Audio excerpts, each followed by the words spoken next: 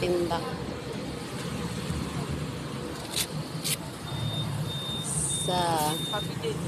Sa Luzon pala, hindi ka pwede magbiyahe nang wala kang ano. Lalo pumilit yung pakiramdam.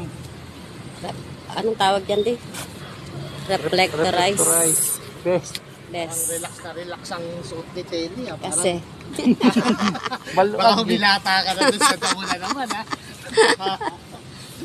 sabi mo 4 hours, 6 hours pala, parang ano yun ah. Di lang, baka abuti tayong mga 12 hours. Hindi kasi kayo hinto, bibidyo ka. Di ba, kakain ka. Di ba? Parang ano ah, kasing layo ng Tagkawayan yun ah. Oo, Quezon, mga- no? Kasi nung ano eh, Oo. 8 hours doon kami.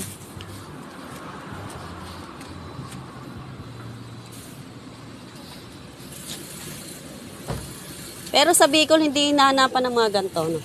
Mga Ano doon? reflectorize. Swerte lang kayo, pero ano yan? Halos lahat na ng ano, dapat nakaganito ka. Parang hindi naman kami na checkpoint sa Bicol. Ganon? Oo. Meron- Hindi katulad dito sa Luzon, Pero puro kami, checkpoint. nung unang kami nagpunta, hindi rin kami nahuli. Pero halos lahat na. Lahat meron. Trip naman lang. Oo, baka kasi ano lang. Ayan nga guys, at kami ay nag-ipon-ipon so dahil punta kami ng Benguet, Mount Timbak.